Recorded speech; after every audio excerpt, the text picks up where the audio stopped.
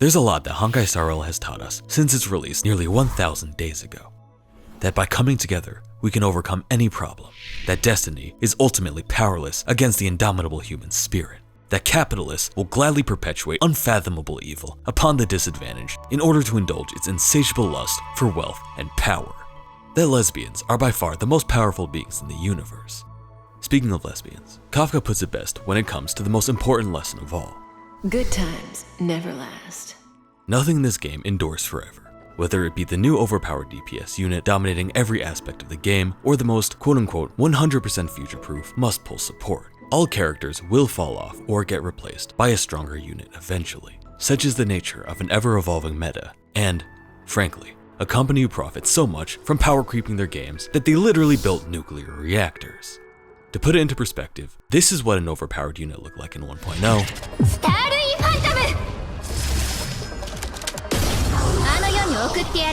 And here's what we have now.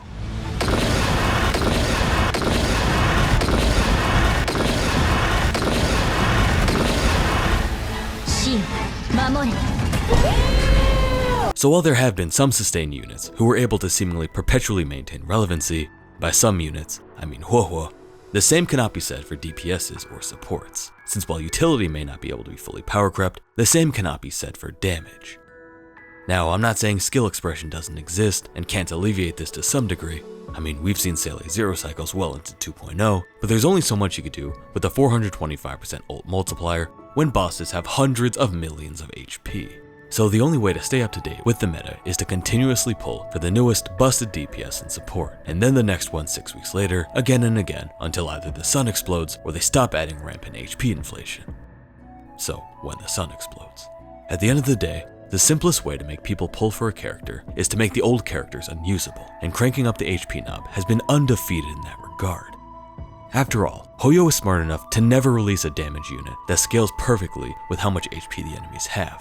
Otherwise, they'd be completely and utterly future-proof, a truly timeless trick to fool Star Rail itself. But I think we found our trickster.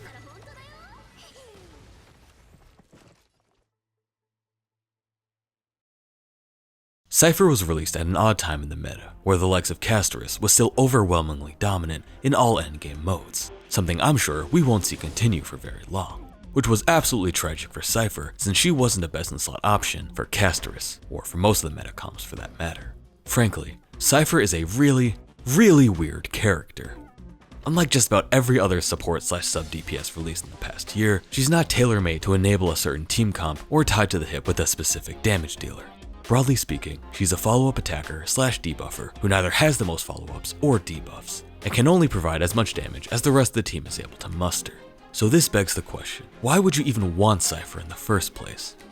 There are two reasons a Star Rail player would pull for Cipher. The first reason is that she looks like this, poses like this, and nyas.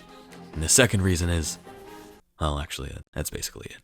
So obviously, that's reason enough for basically everyone who plays Honkai Star Rail. For all the Catgirl failure enthusiasts out there, I've got some good news and bad news. I'll start with the bad news first.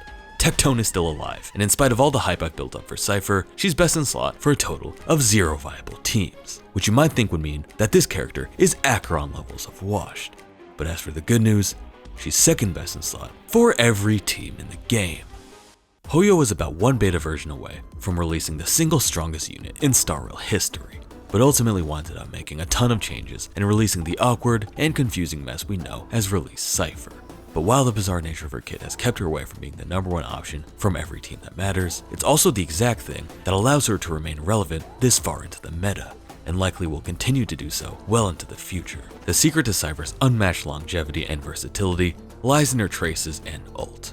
Her A6 trace gives her follow-up a 100% crit damage increase, which sounds incredible on paper, but is somehow hardly noticeable in combat. But more importantly, just makes all enemies take 40% more damage unconditionally. I don't understand why more people don't talk about this. If you made a character that deals 0 damage, has no ultimate, and can only basic attack, but makes enemies straight up just take 40% more damage, they'd probably be at least tier 1.5. Plus, this can go up to 70% increased damage taken with E2, on top of an insane buff to her ultimate at E1.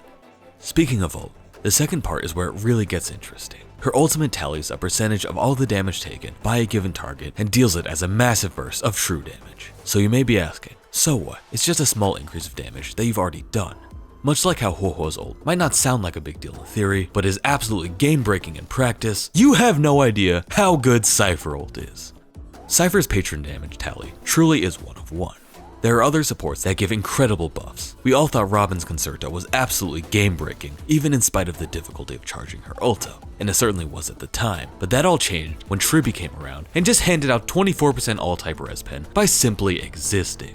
In a few months, when the next support comes along that does even more for even less, even Tribby's blindingly bright buff will look like a mere sparkle. But what Cipher is able to provide to teams transcends playstyles, metas, enemy compositions, HP inflation, and just about every other aspect of the game that eventually phases out other characters. While stronger enemies and more intensive DPSs makes every other support weaker in comparison to newer units, Cipher only gets stronger. Instead of taking a DPS and amping them by X percentage, Cipher essentially acts as a clone of that DPS and launches a truth nuke onto the enemy with damage that was already dealt. This seemingly insignificant difference in utility makes all the difference in the world. Metas come and go, whether it be hypercarry, HP scaling, follow-up, break, dot, or whatever the heck is going on with Finon, but there will never be a point in the game where unconditionally multiplying damage and essentially OHKOing a boss with true damage isn't absurdly strong.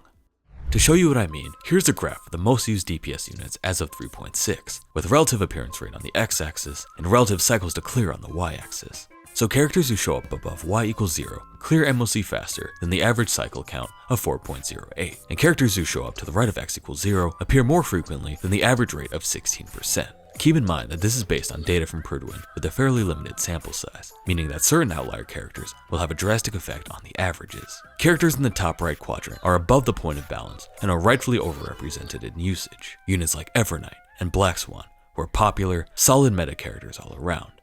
Not currently pictured is Castorus, who is so obscenely busted that her usage rate is, quite literally, off the charts. Characters in the bottom right quadrant, however, are below the point of balance, yet are used more frequently than most, aka overrated units. This includes fan favorites like the Herda and Finon, who don't quite match up to the top meta picks in terms of power, but are still run quite frequently in the current meta. Bottom left, however, are the underused, underperforming characters. The lower you get down the graph, the worse performing they are, eventually getting to the absolutely wash units like Saber, Acheron, and Fugue, at least before the Dahlia release. The top left quadrant, however, is reserved for the characters who perform well above the point of balance, despite so few actually bringing them out. These elite few, above all else, are underrated powerhouses who, in spite of their strength, fly below the radar within the Star Rail community as a whole. Oh, and by elite few, I mean literally just Cipher. So if all of this is true about how versatile and future-proof Cipher is, why isn't she straight up the best character for every team in the game? Honestly, that's a very complicated question with a simple answer. Everything about Cipher sounds like they're lifted straight from an SS Plus tier character. Incredibly high speed, unrivaled versatility, true damage, solid personal DPS contribution, you could go on. And it's not like she doesn't have top level clearing data to show for all of this either. But after pondering for a while, the reason that Cipher isn't the be all end all character for Honkai Star Rail is that she wasn't made to be. Her design is so non-specific that the two teams where she is the clear best option essentially don't even exist anymore. Of course Cipher isn't the best Finon support, since Aridra was tailor-made to be the best Finon support. Of course Cipher isn't the best break support, since the Dahlia was made with the express purpose of being the break reviver. Of course Cipher isn't the best caster support, since they made not one, not two, not three, but 4 supports, all meant to keep the shitty, sleep-inducing playstyle as overpowered as it's been for nearly a whole damn year. But that's just the thing though. There will always be a better option than Cipher, but there won't ever be a scenario where you couldn't throw Cipher in and still be competitive. You know what would be a good addition to your comp after your Finon ult ends and you have no resources available left to survive, let alone clear? A 20 million damage Cipher nuke. Or maybe there's a slot open on your HP scaling team since your Siren is currently being used for some Cope Maide comp. Well, nothing like eliminating the one and only downside of Castorus slop by amping single target damage and dropping a 20 million damage Cipher nuke. Want to finally run your overly invested Acheron and MOC? Well, you still won't be clearing, but you'll be not clearing a whole lot better with a 20 million damage Cipher nuke. Seriously, Acheron mains, it's time to hang it up. So does it even need to be said? Oh, of course it does. You know exactly what I'm about to say next. Cipher is, quite literally, the Scottie Pippen of Honkai Star Rail. Much like how Pippin was the ultimate second option for the most dominant team in NBA history, Cipher will always be the perfect sidekick for any DPS support combination. Their game might not be the flashiest, and it might be the case that other units are better suited to take the lead, but the Catgirl will always show up to give every team exactly what they need to win. Unlike Scotty though, she won't fall off and start doing crypto rug pull scams for whatever reason. Actually, no, Cipher definitely would. So her performance right now may not be the most dominant in the whole game, and I'll give you a hint, it never will be. But remember that Cipher ult does a respectable few million damage now. But in 2 or 3 years, when enemies will have literally billions of HP, you're gonna see that number be just as impressive, scaling better than literally every single character currently in the entire game. So does Cipher eliminate the need for any and all supports? Definitely not, at least not at E0S0. But she just might be the most valuable investment you can possibly make, especially if you lean towards a more vertically invested account. So at the end of the day, you can scramble to pull for every support they throw at us to keep up with the meta, but as the legendary saying goes, a cat is fine too. Thank you for watching. More Star Rail videos coming soon.